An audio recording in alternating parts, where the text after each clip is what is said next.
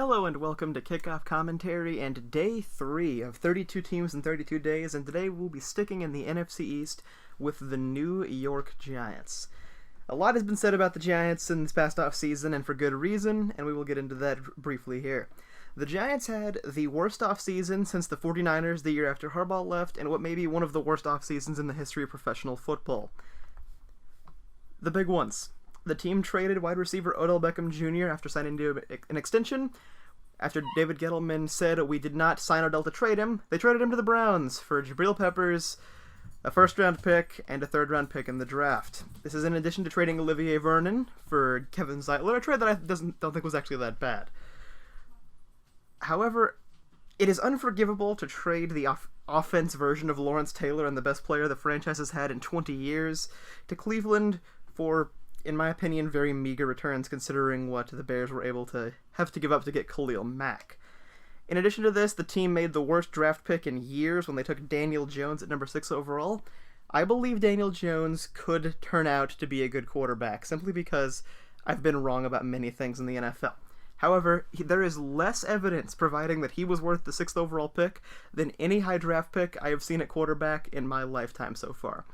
Sub-60 completion percentage, not a lot of touchdowns. His numbers in some aspects got worse every year he was at Duke. And people have said that David Cutcliffe being his coach all those years is a benefit, but the fact that he was putting up those numbers with an NFL or his pro-style head coach is just not comforting whatsoever. And then we have the return on the Beckham trade. Let's go back to the 2018 season. The Giants traded defensive tackle Pro Bowler Damon Harrison to the Detroit Lions for a 5th-round draft pick. The first-round pick they got in the Odell Beckham trade they used on defensive tackle Dexter Lawrence, who is the exact same physical profile as Damon Harrison.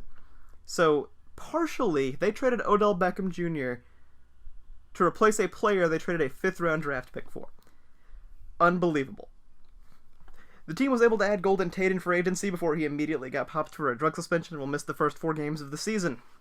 The Giants, in my opinion, are not trending in the correct direction after last season, and last season they only went 5-11.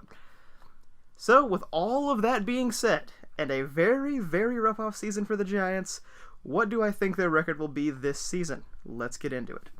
Week 1, they traveled to AT&T Stadium against the Dallas Cowboys, and I predict that will be a loss for them. I just don't see them beating Dallas. At home against Buffalo Week 2, I predict that to be a loss as well. Week 3 is the first game I think they have a chance of winning against the Tampa Bay Buccaneers, and I do think that this could be one that the Giants win.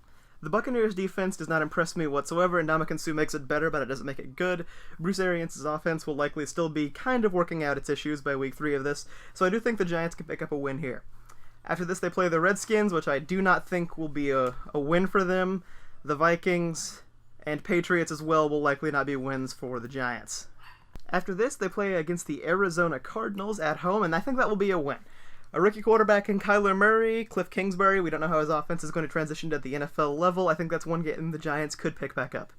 After that, I think that Detroit, Dallas, and New York is 3 straight losses for the Giants. After the bye week, I don't really see the Giants improving on their 2-8 start much. They travel to Chicago, home against Green Bay, then at Philadelphia. That's going to be 3 straight losses.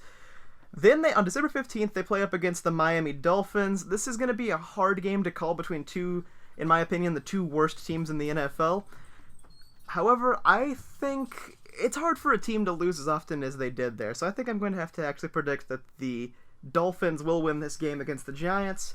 After that, New York will lose against Washington and Philadelphia, bringing their final record tally for the 2019 season to 2-14. This could be seen as a homer pick, I'm certain, obviously. Saquon Barkley is a really, really great player, but that's the only player on the Giants that is a difference maker at all. Toss-ups, they could certainly win that Dolphins game. I don't think either of those teams is equipped for a talented run this season, but there's just nothing about this Giants team that inspires me, especially with the injuries they've suffered, making an already depleted roster even worse than it was to begin with. Giants fans, if Daniel Jones doesn't work out, I really don't think your team has much of a direction, certainly, and David Gettleman has done a poor job, even if Daniel Jones does turn out to be very good. But again, this is just the opinion of a Cowboys fan, so it could be my bias purely coming out here, but I don't think the Giants made any moves to be a good football team, and I think it's going to hurt them pretty severely this season. What do you guys think? Let me know down in the comments section. How far off am I? Am I exactly right? Do you hate the Giants even more and think I'm being too harsh? Let me know. This has been Kickoff Commentary and Day 3 of 32 teams in 32 days. Have a wonderful day.